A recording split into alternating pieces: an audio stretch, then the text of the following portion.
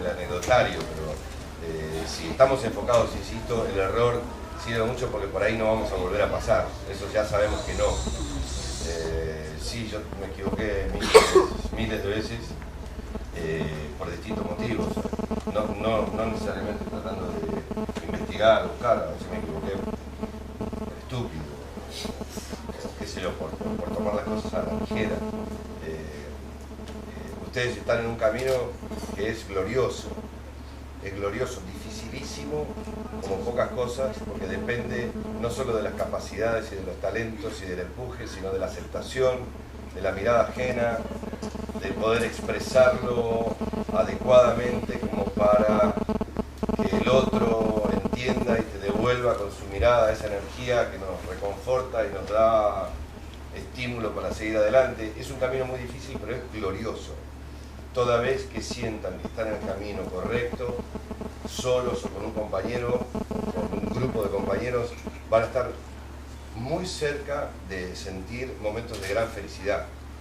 Porque, como todos los trabajos en equipo, lo que hacen es retroalimentar con nuestra energía y nos dan la sensación de estar formando parte de algo más que de nosotros mismos, de estar enviando la posibilidad, mejor dicho, de estar expresando sentimientos, emociones, pensamientos. Y cuando compartimos ese tipo de cosas, ustedes lo saben, yo no estoy diciendo nada nuevo, es uno de esos momentos en los que uno se siente realmente útil en la vida.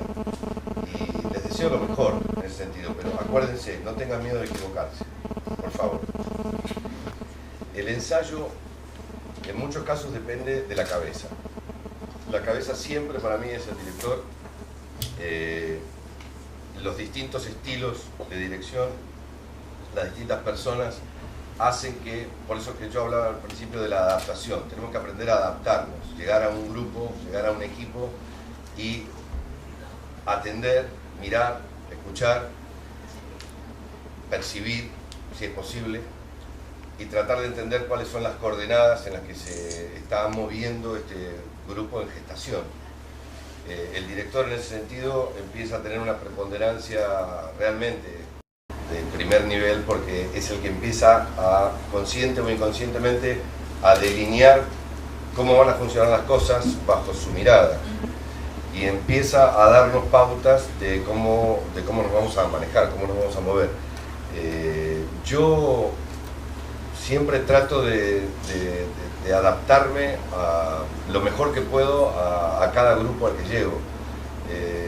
En este momento, lamentablemente, por una cuestión de trayectoria y de kilometraje andado y de recorrido, a veces me pasa que, injustamente, quiero remarcarlo, injustamente me pasa que están esperando a ver qué pienso yo.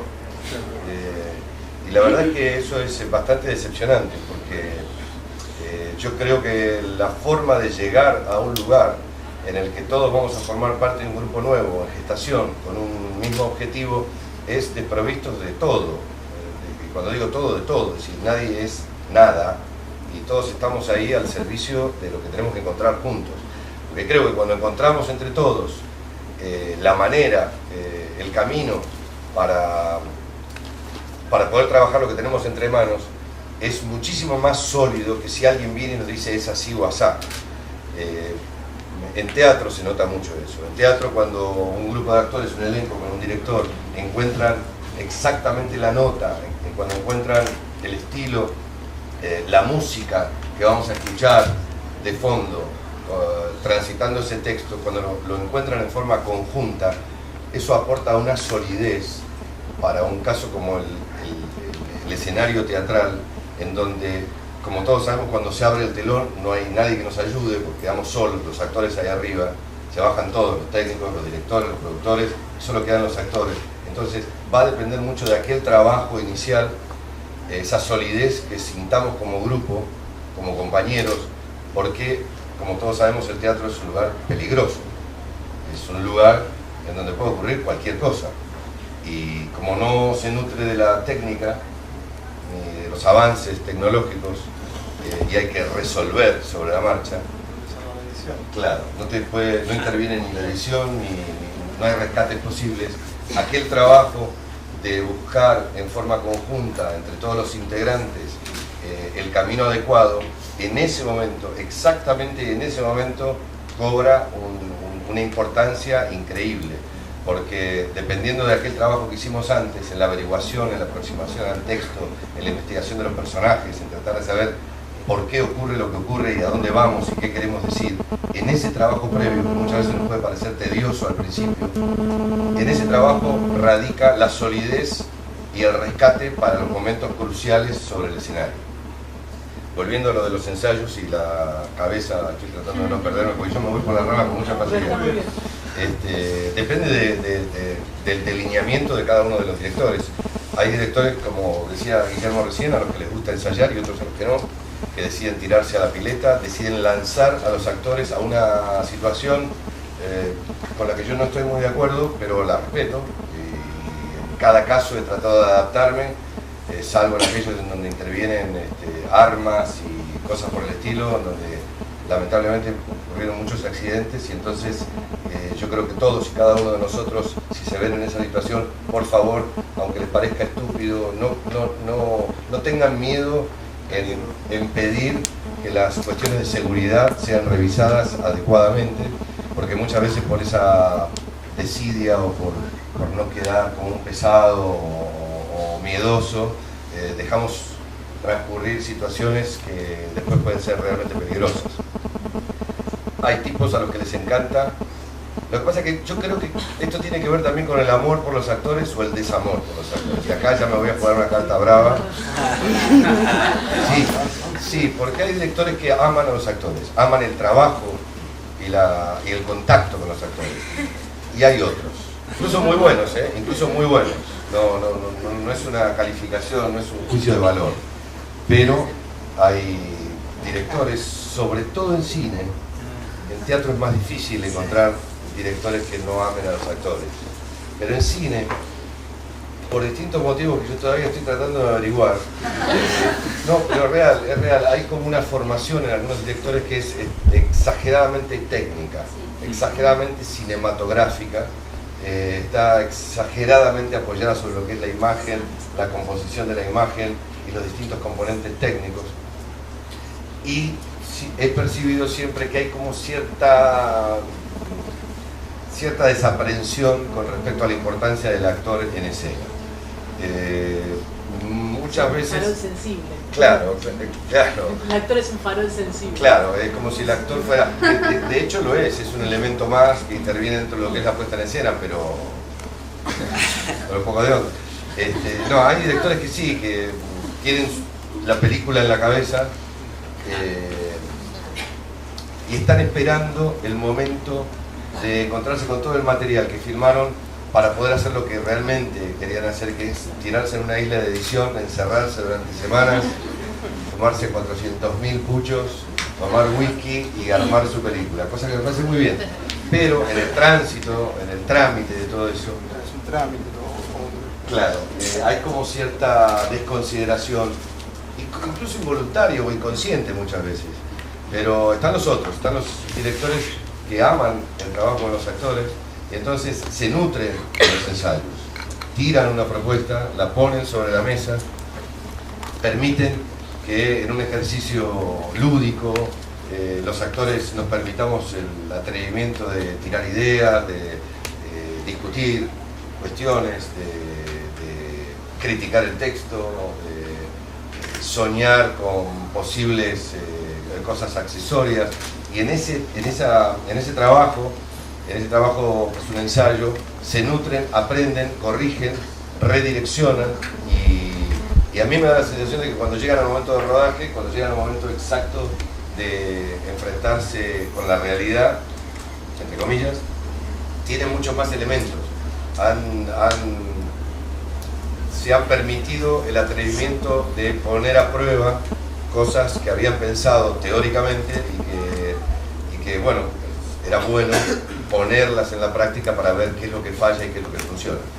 Yo trato siempre de adaptarme en ese sentido, a veces pataleo y me opongo y discuto, por supuesto como en todas las relaciones humanas, hay gente con la que te llevas bien y gente con la que te llevas mal. Digamos, es uno de los meollos de lo que es la actuación frente a cámara. que tiene que ver con la armonía con el entorno. Los actores que se cortan solos, muchos de ellos son muy buenos, admirables,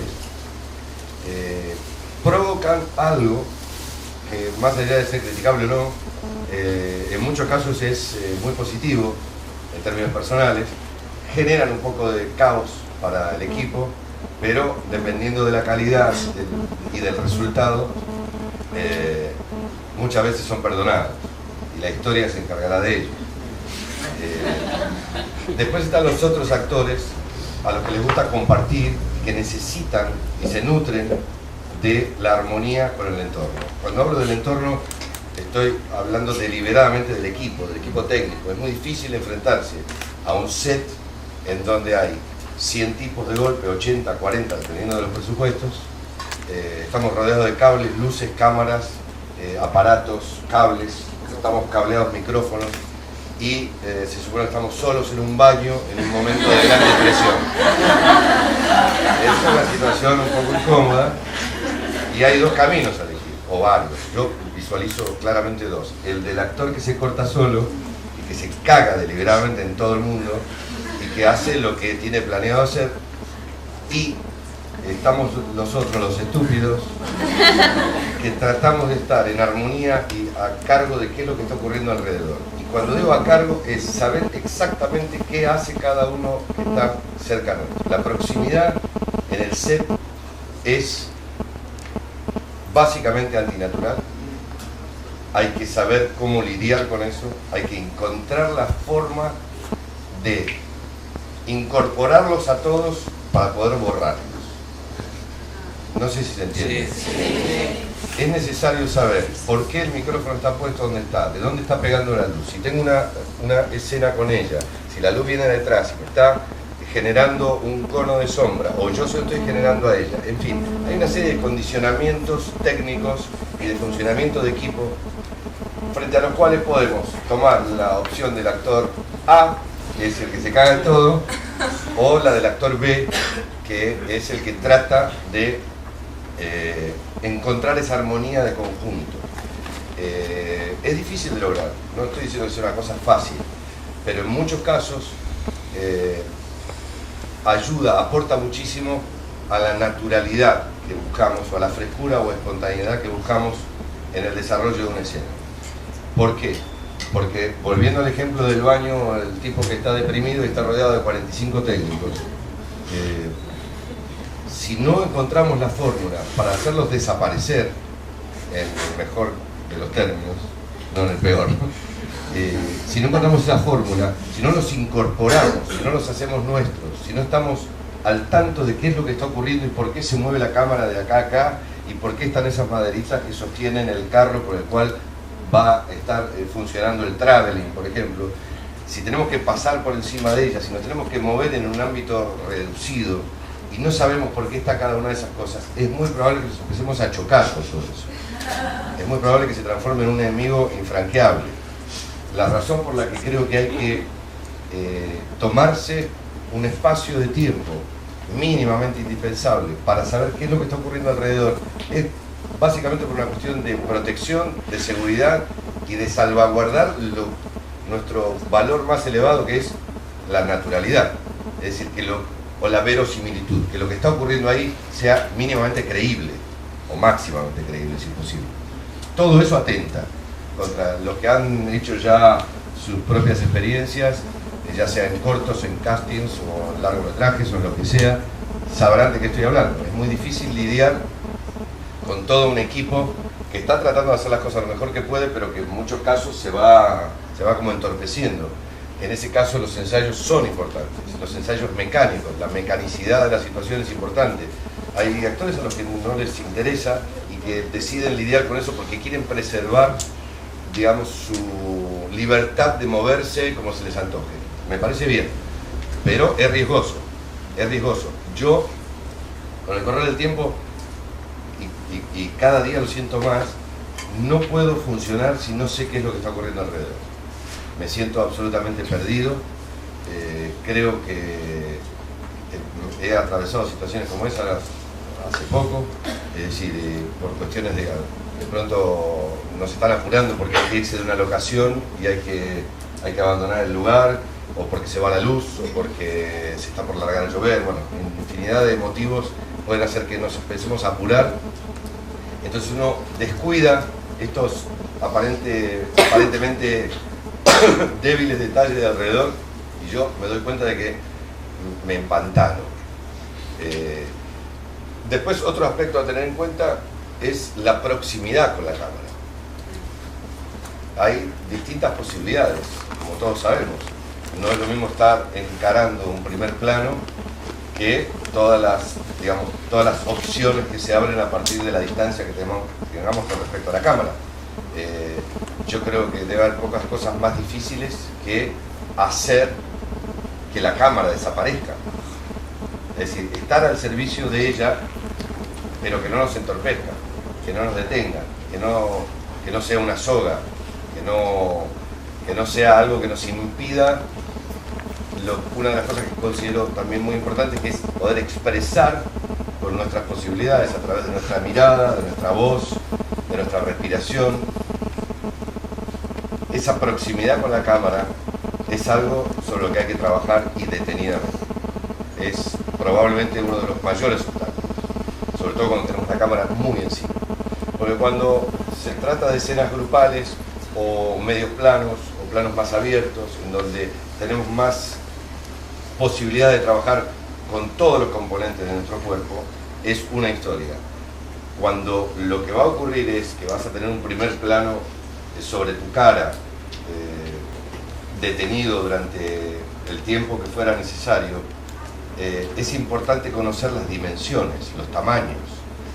No está mal que los actores sepamos cómo son los lentes que se utilizan, cuáles son los tamaños. No está mal que le preguntemos al cámara, al director de fotografía o al director: discúlpame, ¿qué tamaño de plano es este? No está mal, se puede hacer, no está prohibido. Muchas veces noté cierta actitud en los actores, sobre todo los actores jóvenes o nobles, los que tienen poca experiencia, de no preguntar para no molestar. No, es al revés, es exactamente al revés. Está muy bien saber cuál es el tamaño del plano, es fundamental.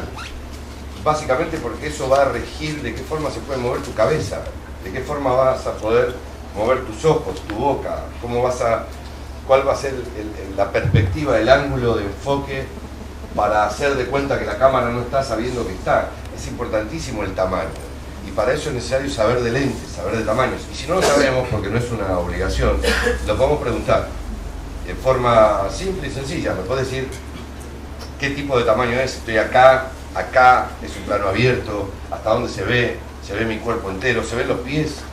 Digamos, todo ese tipo de condicionamientos son importantísimos a la hora de saber qué es lo que tenemos que hacer. Nos enfrentamos a la obligación de encarar la cámara.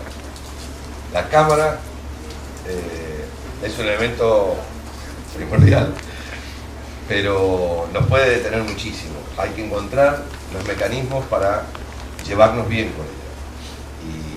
Y todas estas cosas creo que son importantes, y hay que revisarlo, hay que encontrar, cada uno tiene que encontrar su fórmula. No hay una regla específica. Cada uno tiene que encontrar la forma de llevarse bien con todos los elementos para que no se transformen en obstáculos. Y preguntar es una muy buena medida, no pasa absolutamente nada. No sientan que le están haciendo perder tiempo a nadie. El tiempo se puede perder cuando no se gana en incorporar conocimientos, y nos tiramos a la pileta a hacer algo como si lo hubiéramos hecho toda la vida, y en realidad necesitamos conocer cuáles son los delineamientos de lo que vamos a hacer. Nosotros vamos a aportar nuestro trabajo, nuestra voluntad y nuestra capacidad al servicio de un cuento, para contar una historia. Necesitamos saber cuáles son los otros aportes que se hacen para que todo se reúna en un mismo punto, y que en vez de pelearse, todo eso forme parte de lo que yo creo que es la armonía del equipo. Cuando eso se consigue es genial, porque todos se dan cuenta de que algo salió y funcionó, porque todos están enfocados en el mismo punto, están mirando en la misma dirección. Para graficarlo quiero llegar a lugares extremos, saber por qué está ocurriendo lo que está ocurriendo con la cámara, con el traveling, con la luz y con el sonido. ¿Por qué el micrófono está puesto en tal lugar? Hay que saberlo, es fundamental, son elementos que tenemos que tener en cuenta, que no forman parte de nuestra caja de herramientas, pero sí forman parte de la caja de herramientas del resto del equipo que nos rodea, del entorno, y hay que estar en armonía con eso. El tema de las continuidades es algo gravísimo. Yo creo que los actores tenemos que tener un mapa de recorrido, que puede ser consensuado con el director o no. Se puede hacer un trabajo subversivo también. Yo no hago otra cosa que hacer trabajo subversivo. Soy un especialista. Pero me gusta cuando lo coordinamos con un director y nos ponemos de acuerdo, es un placer. Incluso a niveles casi primarios o muy básicos. Es importante, dependiendo por supuesto del volumen o de la categoría del trabajo dentro de un largometraje, por ejemplo, por citarlo. Hay personajes que atraviesan toda la película, van de principio a fin. Hay personajes esporádicos que entran y salen, que aportan y se retiran. Difícilmente, por cuestiones presupuestarias y de locación, se respete la cronología de un relato. Normalmente lo que ocurre, por cuestiones de presupuesto, es que todas las escenas que hay que hacer en la cocina, ya sean la 1, 14, 123 y 212, las hagamos el mismo día. Y todas las que tenemos que hacer en el jardín, porque la señora que nos prestó la casa es una señora que cuida mucho su jardín, por eso la elegimos. Entonces nos dio una tarde para hacer las 6 escenas que tenemos que hacer en el jardín.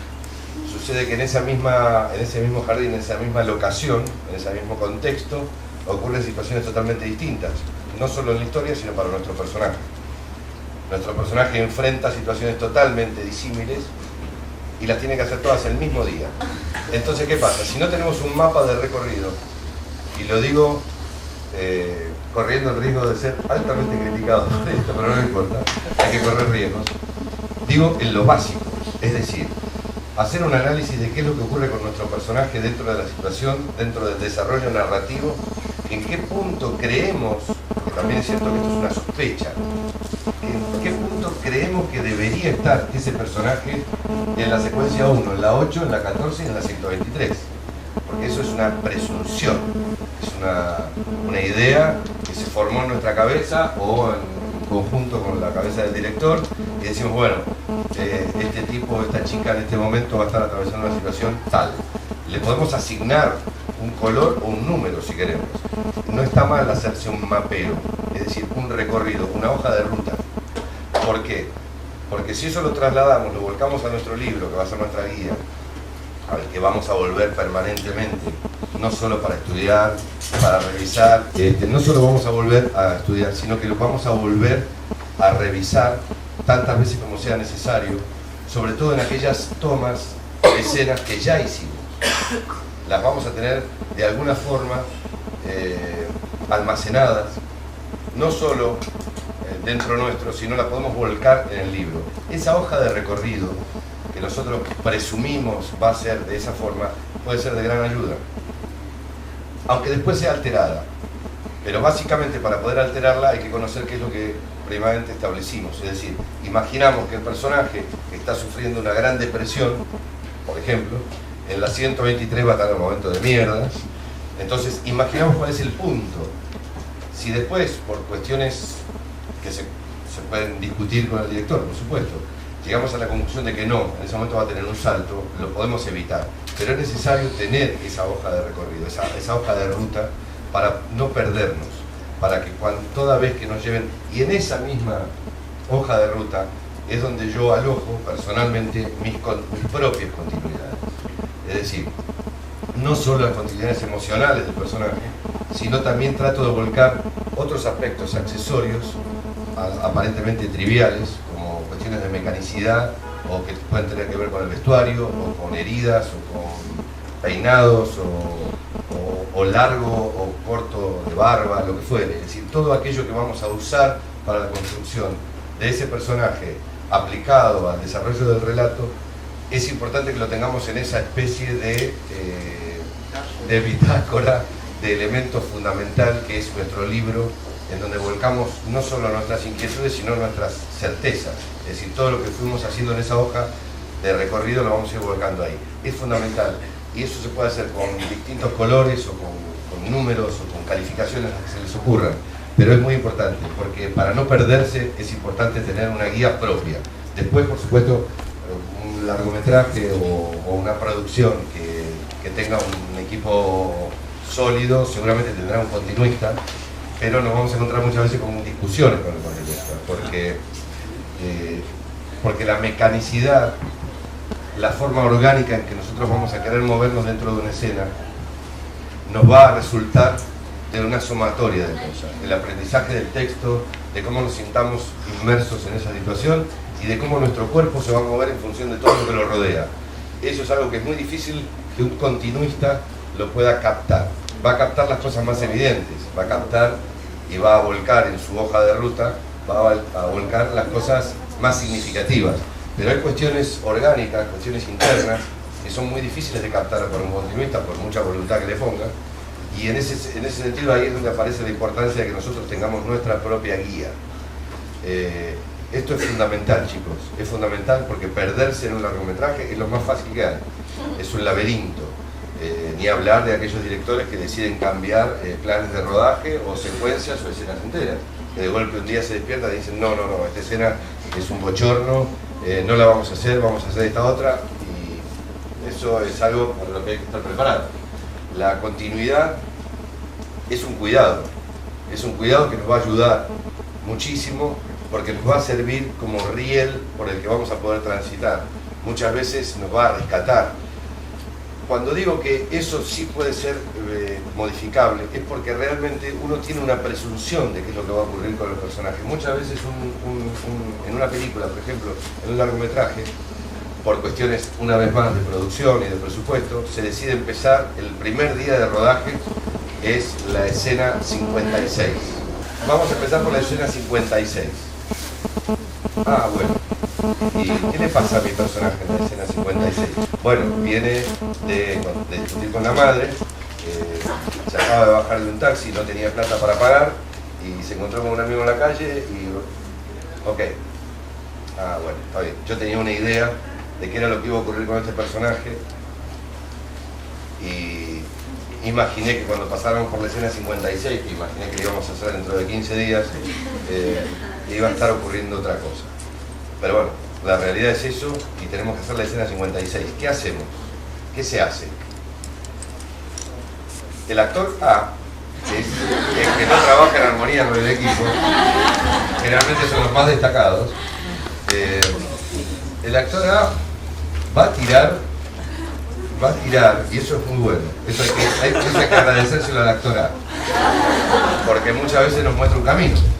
Cuando todos estamos en la penumbra y no tenemos muy claro qué es lo que va a ocurrir, el actor A decide, yo voy por acá, y hace la secuencia 56. El actor B, que es un poco más prudente y cuidadoso, va a tratar de hablar con el director y tratar de encontrar de común acuerdo, imaginar cómo va a transcurrir todo lo anterior, digamos, todas las 55 escenas anteriores en el primer día de rodaje, para saber, imaginar, intuir cómo estamos en la secuencia 56.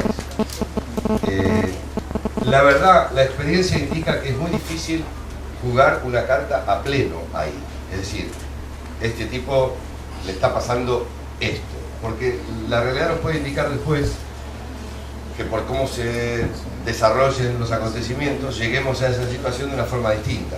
Entonces uno busca un porcentual, uno busca algo así como una especie de aproximación a lo que cree que podría ser, pero plausible de una modificación por distintas cosas que puedan ocurrir.